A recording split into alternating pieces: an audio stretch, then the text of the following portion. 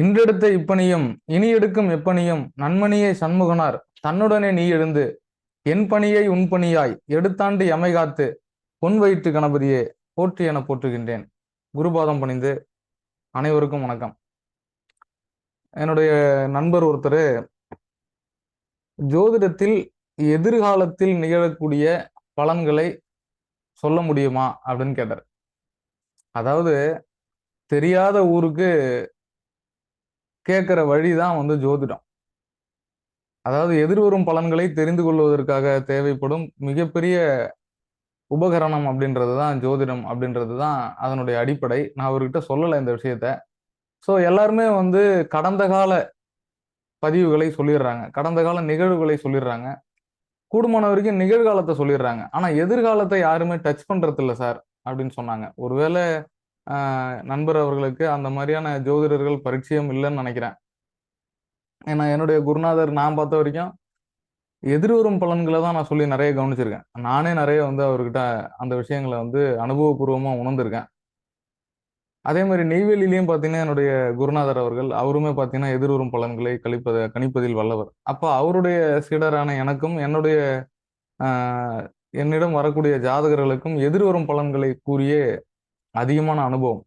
அதாவது ஜோதிடத்தை எப்படி அணுகக்கூடாது அப்படின்றத நம்ம முதல்ல புரிஞ்சுக்கிட்டோம் அப்படின்னு கேட்டோம்னா, எப்படி அணுகலான்றதை ஈஸியா கையில பிடிச்சிடலாம். எப்பவுமே ஒரு ஜாதகத்தை ஒரு ஜாதகர் வராங்க அப்படின்னா அவங்களுக்கு நம்ம எப்படி பலன் பிரிக்கணும் அப்படின்றத புரிஞ்சுக்கணும். ஜாதகர் அதுக்கு நிறைய உபகரணங்கள் இருக்கு, அதுக்கு நிறைய டூல்ஸ் இருக்கு, அதுக்கு நிறைய மெத்தட்ஸ் இருக்கு. நம்ம எப்படி அதை பயன்படுத்துறோம் அப்படின்றது தான் முக்கியம். ஏன்னா நம்ம ஆரம்ப காலத்துல இருந்து கிட்டத்தட்ட ஒரு 5 வருஷம் பயின்றவர்கள், 10 ஆண்டுகள் பயின்றவர்கள், அல்லது 10 ஆண்டுகளாக பலன் உரைத்து கொண்டிருப்பவர்கள், இந்த மாதிரி பல வகைகளாக ஜோதிடர்களை பிரிக்கலாம்.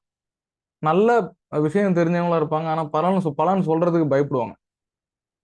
ஒண்ணுமே கொஞ்சம் தான் ஒரு ஆரம்ப நிலையில இருப்பாங்க, பலன் சொல்றதுக்கு ஸ்டார்ட் பண்ணிட்டு இருப்பாங்க. ஸோ இந்த மாதிரியான வகைகளை பொறுத்ததுதான் உங்களுடைய ஜாதகர்களுக்கு சொல்லக்கூடிய பலன், அதனுடைய கூர்மை திறன் இருக்கும். இதுதான் அடிப்படை. ஒரு அனுபவமிக்க ஜோதிடர் அப்படின்னா ஒரு 20 ஆண்டு காலம் அவங்க இதுல அனுபவம் இருக்கு, 15 ஆண்டு காலம் அனுபவம் இருக்குன்னா அவங்க எல்லாம் எதிர்வரும் பலன்களை ரொம்ப ஃபிங்கர் டிப்ல சொல்லி முடிச்சுட்டு போயிட்டே இருப்பாங்க. டைம் எடுத்துக்க மாட்டாங்க. அதிகபட்சம் 15 நிமிஷத்துல உங்களுடைய பலாபலன்களை நேரடியாக சொல்லிவிட்டு முடித்துக் கொள்வார்கள். அதாவது பாஸ்ட், பிரசன்ட், ஃபியூச்சர் மூணுத்தையுமே ஒரே நேரத்துல முடிச்சிருவாங்க.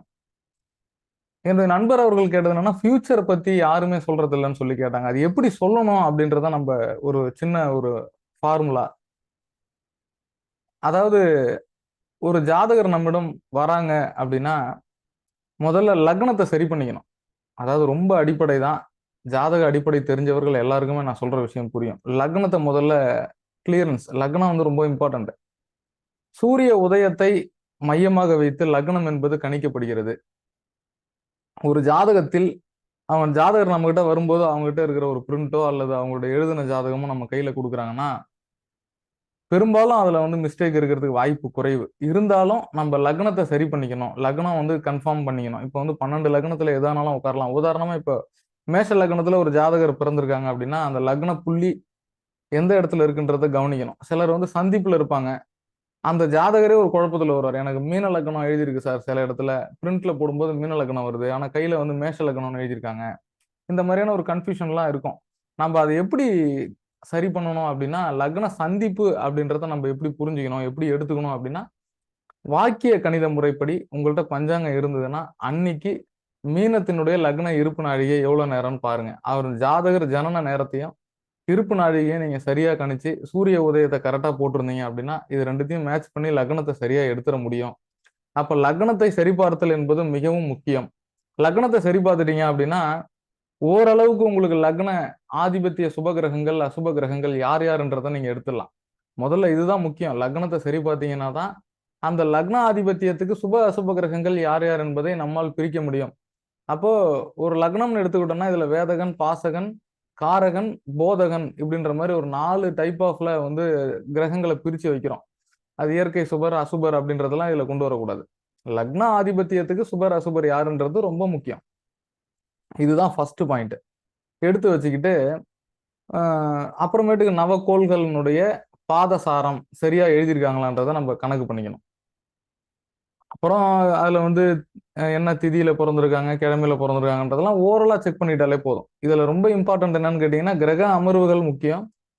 லக்னம் நின்ற புள்ளி ரொம்ப இம்பார்ட்டன்ட். லக்னாதிபதி எங்க நிக்கிறார் அப்படின்றத எடுத்துக்கணும். ஸோ ஒரு ஜாதகத்தை நம்ம எடுக்கிறோம்னா லக்னத்தை சரி பார்க்கறது அப்படின்றது ரொம்ப முக்கியம். அப்புறமேட்டுக்கு அதுல வந்து சந்திரனுடைய நகர்வை வச்சு மாதா கர்ப்பத்தில் செல் போக மீதி இருக்கும் தசை இருப்பு அப்படின்னு தசா இருப்புன்னு எழுதியிருப்பாங்க.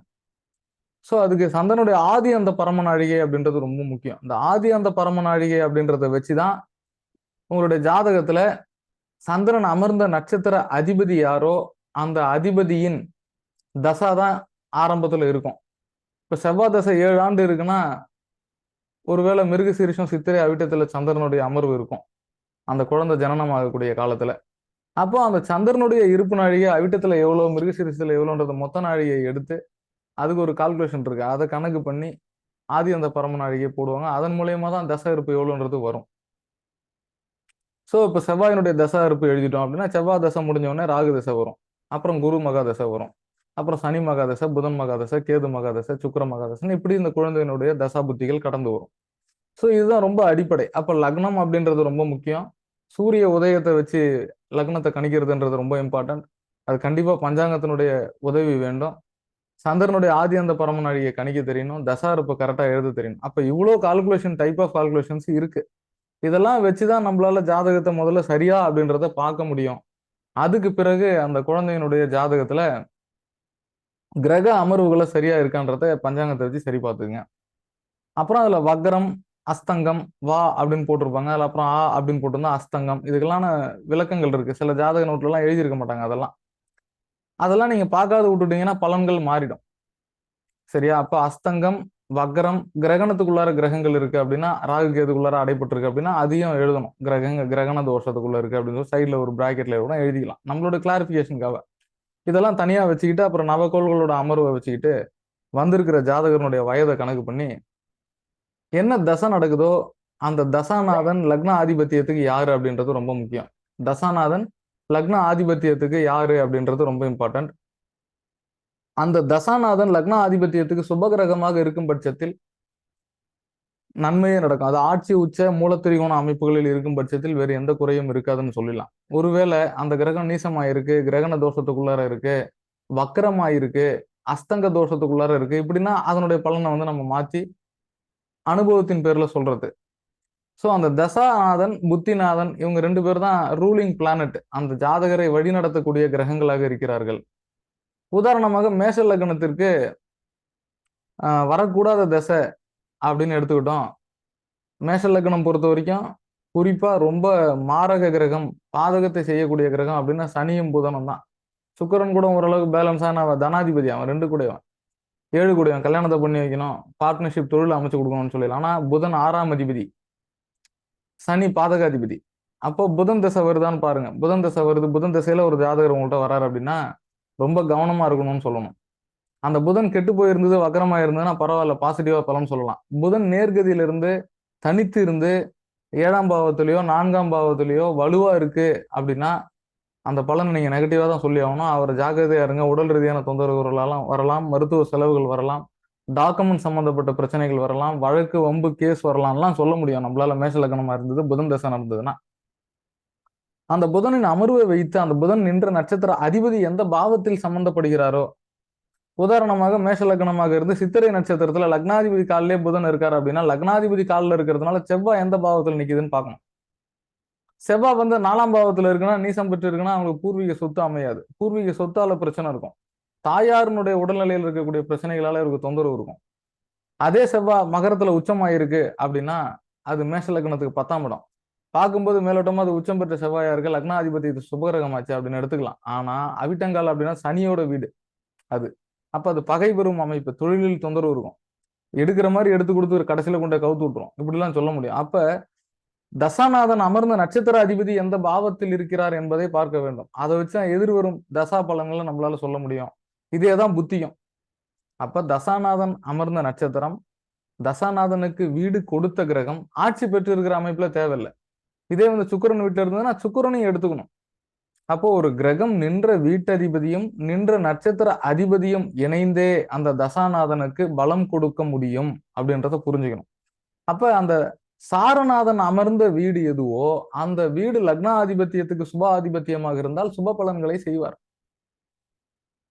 சனி வீடு மேஷத்துக்கு 10ஆம் இடம், நான் சொன்ன புதன் சித்திரையில நிக்குது அப்படின்னா, செவ்வாய் போய் அங்க நிக்கிறாரு அப்படின்னா என்ன, அது சனி பகை வீடு இல்லையா? அது தொழிலால பிரச்சனையை தருவான், தொழிலால லாசை கொடுப்பான், சகோதர ஒற்றுமையை குறைக்கிறதுக்கான வாய்ப்பு இருக்கு. செவ்வாய் பார்க்குற இடத்துலலாம் அந்த இடத்துல நெகட்டிவ் போனால், லக்னாதிபதியாக இருந்தாலும் கூட புதன் செவ்வாய் பகை இல்லையா?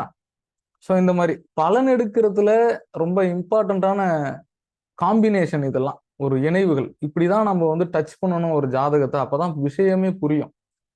ஸோ ஓரளவுக்கு நம்மளால 80% பலன் சொல்ல முடியும் அப்படின்னா, இதெல்லாம் தான் பேசிக் ரூல் அப்படின்னு நம்ம எடுத்துக்கலாம். சாரம் பார்த்தவன் சோரம் போவதில்லை, இதை நம்ம ஏற்கனவே நம்ம ஒரு பதிவா போட்டிருந்தோம்.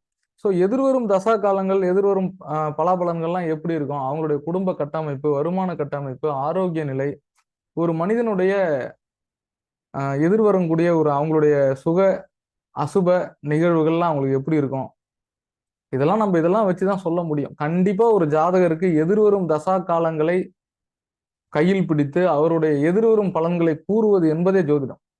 நிகழ்வையோ அல்லது நடந்து முடிஞ்சதையோ சொல்றதுன்றது ஒரு கண் துடைப்பு, அவங்களை திருப்திப்படுத்துறதுக்காக, அவங்களை நம்மள்ட்ட உட்கார வைக்கிறதுக்காக மட்டும்தான். பட் எதிர்வரும் காலத்தை கணிக்கிறதுக்குன்றதுக்காக மட்டும்தான் ஜோதிட கலை என்பது பயன்படுகிறது என்பதை நம்முடைய பின்தொடர்பாளர்கள் புரிந்து கொள்ள வேண்டும் என்பதை இந்நேரம் சொல்லிக் கொள்கிறேன். மீண்டும் மற்றொரு பதிவில் சந்திப்போம். அதுவரை தங்களிடமிருந்து விடைபெறுவது ஜோதிடர் சக்தி கணேசன், நெய்வேலி. நன்றி, வணக்கம்.